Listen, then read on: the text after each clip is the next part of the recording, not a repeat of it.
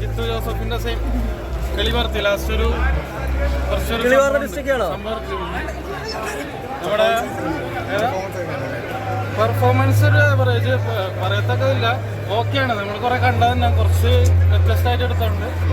ഒരുപാട് കണ്ടിട്ടുള്ള പടം തന്നെ, പക്ഷെ ക്ലൈമാക്സിൽ കുറച്ചൊരു കിളിപറത്തുന്ന സംഭവങ്ങളുണ്ട്. ടെസ്റ്റ് ഒരുപാടുണ്ട് ലാസ്റ്റ്. അത് സ്പോയിലറാണ് സംഭവം, പറഞ്ഞു കഴിഞ്ഞാൽ നമുക്ക് അതിൻ്റെ ഒരു ഇത് കിട്ടില്ല.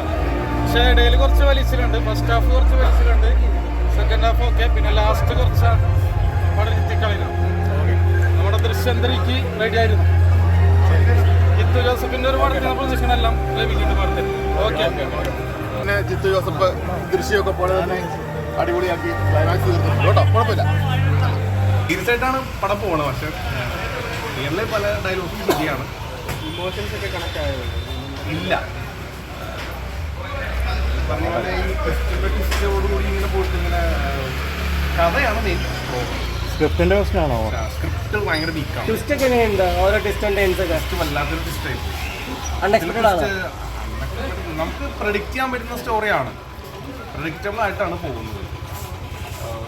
പറയുന്ന പോലെ എന്താ പ്രത്യേകിച്ചൊന്നും എടുത്ത് പറയാനില്ല. ട്വിസ്റ്റും കാര്യങ്ങളൊക്കെ എത്രത്തോളം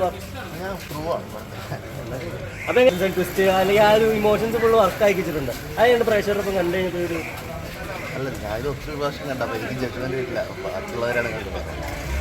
ഈ ഒരു ഇത്രയും ട്വിസ്റ്റും ടൈൻസും കാര്യങ്ങളുള്ള ഒരു മൂവി, ജിത്തു ജോസഫ് മൂവിയിലോട്ട് വന്നിട്ട് ഏറ്റവും കൂടുതൽ ഒരു പ്രഷറായിട്ട് അല്ലെങ്കിൽ ഒരു റിസ്ക് ആയിട്ട് തോന്നി എന്തായിരുന്നു?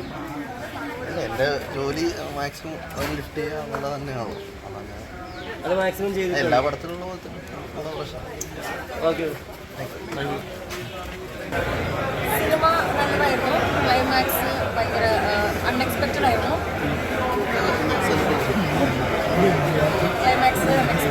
ത്രില്ലിംഗ് ആയിരുന്നു, നല്ലായിരുന്നു. ഇതിൽ എന്താ പറയുക, എല്ലാവരുടെയും പ്രകടനം വളരെ നല്ലതായിരുന്നു. എസ്പെഷ്യലി മറ്റേ അപർണയുടെ കൂടെ ഒരു പോസ്റ്റാണ്, എനിക്കറിയില്ല, കുട്ടിയുടെ പേരറിയില്ല, ത്രൂ ഔട്ട് ഉണ്ടായിരുന്ന ഒരു ക്യാരക്ടറാണ്, നല്ലതായിരുന്നു.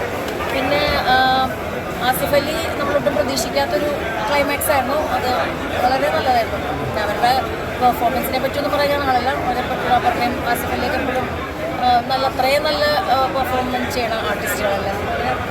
ബോറിംഗ് ആയിരുന്നു, ഒട്ടും ബോറിംഗ് അല്ല, നല്ല എൻഗേജിങ് ആയിരുന്നു, ത്രില്ലിംഗ് ആയിരുന്നു. ലാസ്റ്റൊക്കെ ക്ലൈമാക്സ് ഒക്കെ ശരിക്കും ഒരു ഗൂസ് ബംസ് കിട്ടുന്ന ഒരു ഇതായിരുന്നു. പിന്നെ നേരത്തെ അവരൊക്കെ ചോദിച്ച പോലെ ജിത്തു ജോസഫിൻ്റെ ഒരു ദൃശ്യം വെച്ചൊന്നും കമ്പയർ ചെയ്യാൻ പറ്റില്ല, പക്ഷേ വേ ബെറ്റർ ദാൻ പൂമൻ അങ്ങനെ പറയാറുള്ളൂ. ഫാമിലി മൂവിയാണ്, ഓഫ്കോഴ്സ് ഫാമിലി മൂവിയാണ്, ഒരു ത്രില്ലറാണ്. നല്ല ആസ് ഓൾവേസ് അവരുടെ സ്ക്രീനിൽ നമ്മൾ കാണുന്ന ഒരു കോംബോ വളരെ നല്ലതാണ്, നല്ലതായിരുന്നു. മൊത്തത്തിൽ നല്ലതാണ്, ഒന്നും പറയാനില്ല. അതായത് അതേപോലെ എൻഗേജിങ് ആണ്, നമുക്ക് ബോറടിക്കൊന്നുമില്ല. എല്ലാവരും നന്നായിട്ട് പെർഫോം ചെയ്തിട്ടുണ്ട്. കാണാൻ പറ്റിയൊരു സിനിമയാണ്, അറ്റ്ലീസ്റ്റ് വൺസ്. Thank you. ഇനി എന്നെ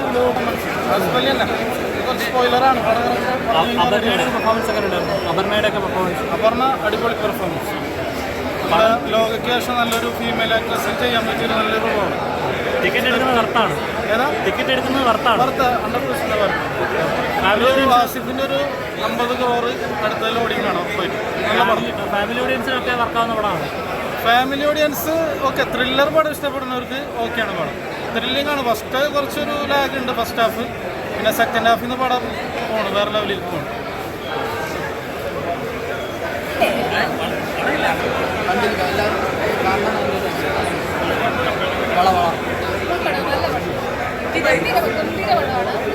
ക്ലൈമാക്സ് ഗംഭീരമാണ്.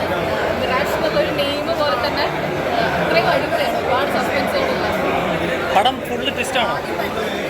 കണ്ടു. മിറാജ് ത്രില്ലറാണോ, എങ്ങനെയുണ്ട്? ജിത്തു ജോസഫ് മൂവിയാണ്, അതായത് ആസൂഷ് ജിത്തു ജോസഫ് മൂവി എന്ന് തന്നെ പറയാൻ പറ്റും. ഒരു സ്ലോ പേസ്ഡ് ത്രില്ലറാണ്. അതിൽ ഫസ്റ്റ് ഹാഫ് ആസിഫ്, നമ്മൾ വിചാരിക്കും ആസിഫ് എന്താണ് ഈ റോള് സെലക്ട് ചെയ്യാനുള്ള റീസൺസ് ഒക്കെ തിങ്ക് ചെയ്യുന്നുണ്ട്. അപർണ ബാലുവളി പെർഫോമൻസ് പൊടിച്ചിട്ടുണ്ട്. അവർക്ക് കൊടുത്തിരിക്കുന്ന റോളിൽ അത്ര പെർഫോമൻസ് തന്നെയാണ്. പക്ഷേ സെക്കൻഡ് ഹാഫിലോട്ട് കയറുമ്പോഴത്തേക്കാണ് പടത്തിൻ്റെ ജിത്തു ജോസഫിൻ്റെ ഏറ്റവും ഹൈലൈറ്റ് എന്ന് ട്വിസ്റ്റാണ്. അപ്പോൾ ആ ട്വിസ്റ്റ് പിടിച്ചിരുത്തിയിട്ടുണ്ട്. Especially Jeethu Joseph highlight area എന്ന് പറയുന്നത് ക്ലൈമാക്സ് ഏരിയയിലൂടെ വരുമ്പോൾ ക്ലൈമാക്സ് ഏരിയയിൽ പടം പിടിച്ചിട്ടുണ്ട്. അതും നമ്മൾ ഒട്ടും എക്സ്പെക്ട് ചെയ്യാത്ത രീതിയിലാണ് ഒരു തിങ്ക് ചെയ്യാത്ത രീതിയിൽ അത് കൊണ്ടി വെച്ചിട്ടുണ്ടെന്നുള്ളതാണ് പടത്തിൻ്റെ ഹൈലൈറ്റ്. ഇത് ഫാമിലി ഓഡിയൻസിനൊക്കെ ഇഷ്ടപ്പെടുന്ന രീതിയിൽ തിയേറ്ററിൽ കാണാൻ പറ്റുന്ന രീതിയിലാണ് പടം മേക്ക് ചെയ്തത്. സ്ലോ ഫേസിൽ ത്രില്ലറാണ്. അതാണ് പടത്തിൻ്റെ ഒരു ഷെയ്ഡ് എന്ന് പറയുന്നത്.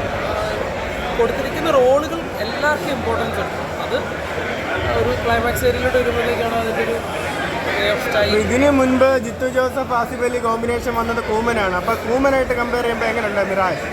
രണ്ട് ജോണറാണ്. നമ്മളൊരു ത്രില്ലറാണെന്ന് പറഞ്ഞാൽ അതിൻ്റെ കണ്ടന്റുകളൊക്കെ ടോട്ടലി ഡിഫറെൻ്റ് ആണ്. അപ്പോൾ മിറാഷിനെ കുറിച്ച് പറയുകയാണെന്നുണ്ടെങ്കിൽ ഇപ്പോൾ തിയേറ്റർ വേർഷനാണ്. എക്സ്പെഷ്യലി ഫാമിലി ഓഡിയൻസിന് കണക്ട് ആവുന്ന രീതിയിൽ തന്നെയാണ് പടം ചെയ്തേക്കുന്നത്.